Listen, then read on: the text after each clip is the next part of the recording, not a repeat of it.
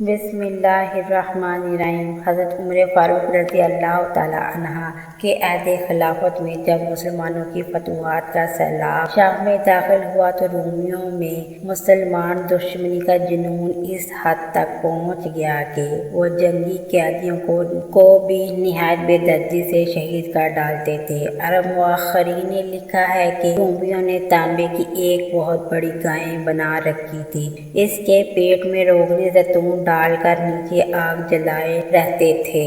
اگر مسلمان قیدی نصرانیت قبول کر لیتے تو ان کو چھوڑ دیتے، اور اگر اپنا دین ترک کرنے سے انکار کرتے تو انہیں کھولتے ہوئے تیل میں ڈال دیتے۔ ایک دفعہ شام کے معرکے میں 81 مہاجرین روم کے ہاتھ اسیر ہو گئے۔ ان مسلمان قیدیوں میں ایک قوی الجثہ صحابی رسول بھی تھے۔ ان کی پیشانی نورانی سعادت سے درخشاں تھی اور چہرے پر عجیب قسم کا جلال تھا۔ شامی لشکر میں خود شاہ روم موجود تھا۔ رومی ان صحابہ رسول کو پکڑ کر بادشاہ کے پاس لے گئے۔ بادشاہ نے ان کو نصرانی مذہب قبول کرنے کی دعوت دی، لیکن انہوں نے صاف انکار کر دیا۔ بادشاہ نے ان سے کہا کہ اپنا انجام اچھی طرح سوچ لو، اگر تم اپنے انکار پر قائم رہے تو تمہیں کھولتے ہوئے تیل میں ڈال دیا جائے گا۔ ان صحابہ رسول نے بے دھڑک جواب دیا کہ خواہ کچھ بھی کرو میں اپنا دین نہیں چھوڑوں گا۔ اب رومی ان کو خوف زدہ کرنے کے لیے ایک اور مسلمان قیدی کو بادشاہ کے سامنے لائے۔ اس نے اس قیدی کو بھی اسلام ترک کرنے کے لیے کہا، لیکن اس بندہ حق نے بھی صاف انکار کر دیا۔ اس پر رومی ظالموں نے اسے کھولتے ہوئے تیل میں ڈال دیا اور وہ آنن فانن جل بن کر کباب ہو گیا۔ وہ صحابہ رسول اپنے مظلوم ساتھی کا انجام دیکھ کر رونے لگے۔ رومیوں نے کہا، اب موت سے ڈر کر روتے کیوں ہو؟ ابھی وقت ہے، نصرانیت قبول کر لو تو ہم تمہیں رہا کر دیں گے۔ رومیوں کی بات سن کر ان صحابہ رسول کی آنکھوں میں سے ایک نورانی چمک پیدا ہوئی اور انہوں نے بڑے پرجلال لہجے میں فرمایا، میں موت سے ڈر کر نہیں روتا بلکہ اس بات پر روتا ہوں کہ اللہ کی راہ میں قربان کرنے کے لیے میرے پاس صرف ایک جان ہے۔ کاش ایک جان کے بجائے میرے ہر بال کی جگہ ایک جان ہوتی اور میں ان سب جانوں کو راہ حق میں نثار کر دیتا۔ رومی ان کی قوت ایمانی دیکھ کر حیران رہ گئے اور ایسے پختہ ایمان والے شخص کو اپنے دین میں داخل کرنے کے لیے اور بے تاب ہو گئے۔ انہوں نے ان صحابہ رسول صلی اللہ علیہ وسلم سے کہا کہ اگر ہمارے بادشاہ کی پیشانی پر بوسہ دو تو ہم تمہیں ابھی رہا کر دیں گے۔ انہوں نے صلیب پر بادشاہ کی پیشانی چومنے سے بھی انکار کر دیا۔ اب رومیوں نے انہیں مال و دولت اور حسین عورتوں کا لالچ دیا، لیکن انہوں نے ہر ترغیب کو ٹھکرا دیا۔ آخر قیصر رومی نے کہا کہ میری پیشانی چوم لو گے تو تمام مسلمان قیدی چھوڑ دیے جائیں گے۔ اب مسلمان بھائیوں کی خاطر وہ صحابہ رسول اب فوراً آگے بڑھے اور بادشاہ کی پیشانی کو چوم لیا۔ اس طرح 80 مسلمانوں کی قیمتی جانیں بچ گئیں۔ یہ صحابہ رسول جب مدینہ منورہ آئے اور امیر المومنین حضرت عمر فاروق رضی اللہ تعالیٰ عنہ کو یہ واقعہ سنایا تو انہوں نے فرط مسرت سے ان کی پیشانی چوم لی اور دوسرے مسلمانوں سے بھی فرمایا کہ وہ ان کے سر کو بوسہ دیں۔ عظمت و استقلال کے یہ پہاڑ جن کے اخلاص و احسار کو خلیفہ عرب و عجم حضرت عمر فاروق رضی اللہ تعالیٰ عنہ نے بھی خراج تحسین پیش کیا۔ حضرت عبداللہ بن حذیفہ سہمی رضی اللہ تعالیٰ عنہ، حضرت ابو حذیفہ عبداللہ بن حذیفہ رضی اللہ تعالیٰ عنہ قریش کی شاخ بنو سہم سے تھے۔ حضرت عبداللہ بن حذیفہ رضی اللہ تعالیٰ عنہ کو اللہ تعالیٰ نے فطر سلیم سے نوازا تھا۔ انہوں نے بعثت نبوی کے ابتدائی زمانے میں اس وقت دعوت توحید پر لبیک کہا جب ایسا کرنا ہولناک خطرات اور مصائب کو دعوت دینے کے مترادف تھا۔ سعادت اندوز اسلام ہونے کے بعد حضرت عبداللہ رضی اللہ تعالیٰ عنہ بھی دوسرے اہل حق کی طرف کفار کے ظلم و ستم کا نشانہ بنے۔ جب کفار کا ظلم و ستم حد سے بڑھ گیا تو بعد بعثت میں حضرت عبداللہ رضی اللہ تعالیٰ عنہ حضور صلی اللہ علیہ وسلم کے ایما پر بہت سے دوسرے مظلوم مسلمانوں کے ساتھ ہجرت کر کے حبشہ چلے گئے اور وہاں کئی سال غریب الوطنی کی زندگی بسر کرتے رہے۔ وہ حبشہ سے کب واپس آئے مؤرخین نے اس کی تحصیل نہیں کی۔ ایک قول یہ ہے کہ وہ غزوہ بدر سے پہلے واپس آ گئے اور انہیں صحابہ بدر میں شامل ہونے کا شرف حاصل ہوا، لیکن جمہور اہل اسیر اس طرف گئے کہ غزوہ بدر کے سوا وہ دوسرے تمام غزوات نبوی میں شریک ہوئے اور اپنی جان بازی کے جوہر دکھائے۔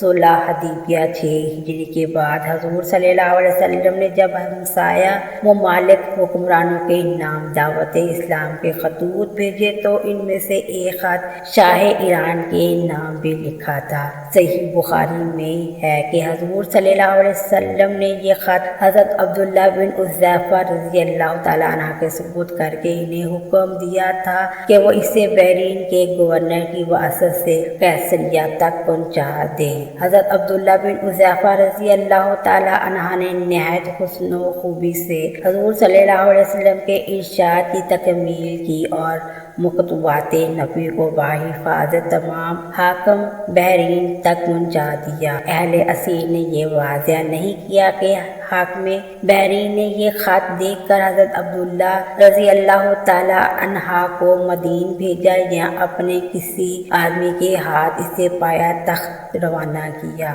بہرحال صورت یہ خط قیصریہ تک پہنچ گیا۔ مؤخرین بالعلوم اس مکاتب نبوی کے مدرجات اس طرح نقل کیے ہیں۔ بسم اللہ الرحمن الرحیم۔ رسول صلی اللہ علیہ وسلم کی طرف سے قیصریہ سردار ایران کے نام ہدایت پر چلنے اور رسول صلی اللہ علیہ وسلم پر ایمان والے کے لیے سلامتی ہو۔ میں تجھے اللہ کا بلاوا دیتا ہوں کیونکہ مجھے اللہ نے تمام انسانوں کی طرف بھیجا ہے تاکہ میں ہر زندہ شخص کو ڈراؤں۔ کافروں کے متعلق اللہ کی بات پوری ہو کر رہے گی، اسلام لا سلامت رہے گا۔ اگر تو انکار کرے تو تمام مجوسیوں کا وبال تجھ پر پڑے گا۔ حضرت عبداللہ حذیفہ رضی اللہ تعالیٰ عنہ کو نبی رحمت صلی اللہ علیہ وسلم سے بے پناہ عقیدت تھی۔ وہ لسان رسالت سے نکلی ہوئی ہر لفظ کی صداقت پر ان کا یقین کامل مثالی رکھتا تھا۔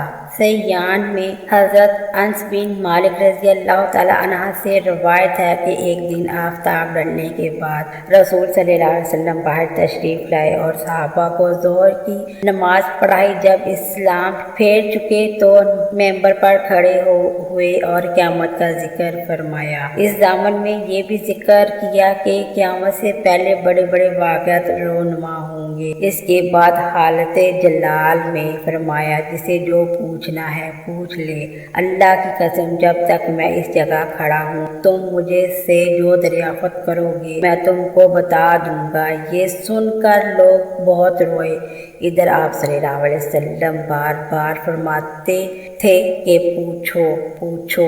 آخر عبداللہ بن حذیفہ رضی اللہ تعالیٰ عنہ کھڑے ہوئے اور پوچھا یا رسول اللہ صلی اللہ علیہ وسلم میرے والد کون ہیں؟ فرمایا تیرا باپ حذیفہ۔ جب اس کے بعد بھی آپ صلی اللہ علیہ وسلم یہی فرما رہے تھے کہ پوچھو اور پوچھو تو حضرت عمر فاروق رضی اللہ تعالیٰ عنہ گھٹنوں کے بال بیٹھ گئے اور کہا ہم اللہ کو رب، اسلام کو دین اور محمد صلی اللہ علیہ وسلم کو رسول مان کر راضی ہیں۔ ان کی بات سن کر حضور صلی اللہ علیہ وسلم خاموش ہو گئے اور پھر فرمایا، خبردار، اس ذات کی قسم جس کے قبضے میں محمد صلی اللہ علیہ وآلہ وسلم کی جان ہے، ابھی ابھی دیوار کی دوسری طرف جنت اور دوزخ مثالی طور پر میرے سامنے پیش کی گئی تھی۔ میں نے برائی اور بلائی کا ایسا منظر جیسے آج دیکھا کبھی نہیں دیکھا۔ ابن شہاب رحمۃ اللہ علیہ نے اپنی اسناد سے اس واقعے پر یہ اضافہ کیا ہے کہ عبداللہ بن حذیفہ رضی اللہ تعالیٰ عنہ کی والدہ نے عبداللہ بن رضی اللہ تعالیٰ عنہ سے کہا کہ تجھ جیسی نالائق اولاد میں نے نہیں دیکھی۔ تیرے پاس اس بات کی کیا ضمانت تھی کہ تیری ماں نے زمانہ جہالت کی عورتوں کی طرح کوئی قطبیہ حرکت نہیں کی ہوگی؟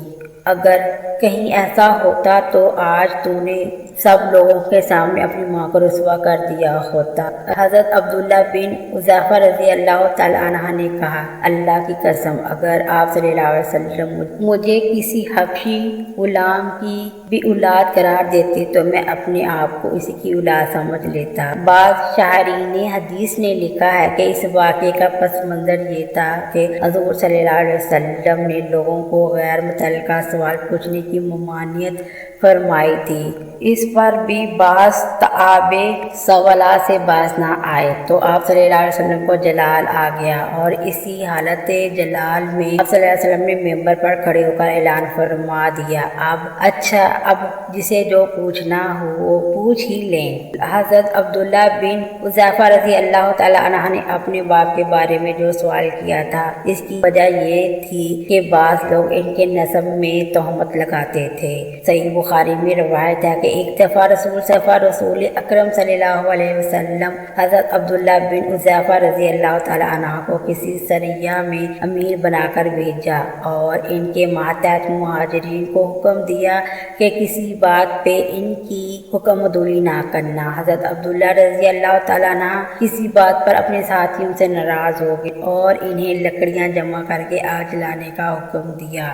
انہوں نے حکم کی تعمیل کی تو بولے، کیا رسول صلی اللہ علیہ وسلم نے تمہیں میری اطاعت کا حکم نہیں دیا؟ انہوں نے جواب دیا، بے شک دیا ہے۔ حضرت عبداللہ رضی اللہ تعالیٰ عنہ نے کہا، پھر میں تمہیں بحیثیت امیر کے حکم دیتا ہوں کہ اس آگ میں کود پڑو۔ پہلے تو سب لوگ اس پر تیار ہو گئے، لیکن پھر کچھ سوچ کر ایک دوسرے کی طرف دیکھنے لگے۔ بعض نے کہا کہ امیر کی اطاعت ہم پر لازم نہیں، اور بعض نے کہا کہ ہم آگ سے بچنے کے لیے اسلام لائے ہیں، اس لیے آگ میں کیوں داخل ہوں؟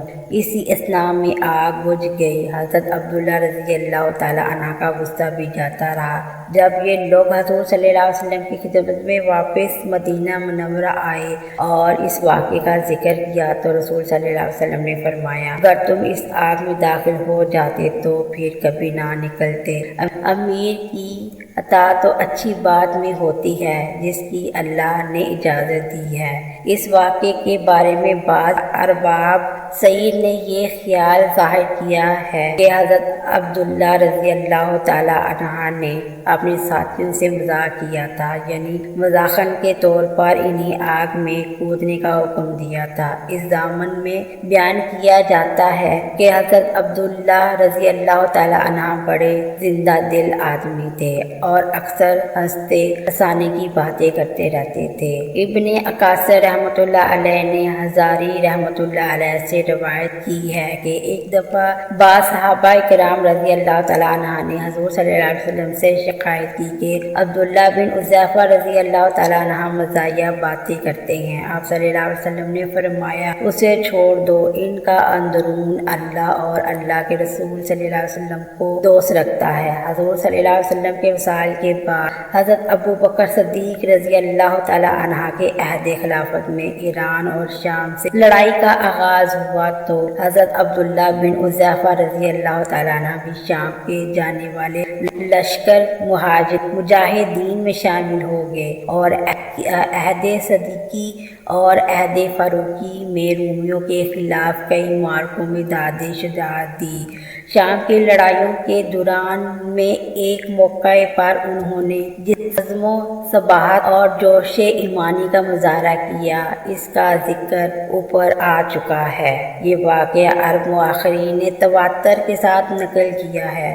علامہ بلازداری رحمۃ اللہ علیہ کا بیان ہے کہ حضرت عبداللہ بن حذیفہ رضی اللہ تعالیٰ عنہ نے مصر کی فتوحات میں بھی حضرت عمر بن السعد رضی اللہ تعالیٰ عنہ کے ساتھ مل کر حصہ لیا۔ ابن اسیر رحمۃ اللہ علیہ نے اسد البلاغہ میں لکھا ہے کہ حضرت عبداللہ رضی اللہ تعالیٰ عنہ نے حضرت عثمان غنی رضی اللہ تعالیٰ عنہ کی عہد خلافت میں مصر ہی میں وفات پائی اور اسی سرزمین کو ان کا مدفن بننے کا شرف حاصل ہوا۔ اللہ تعالیٰ ان پر اپنی ہزاروں رحمت نازل فرمائے، آمین یا رب العالمین۔ السلام علیکم ورحمۃ اللہ وبرکاتہ۔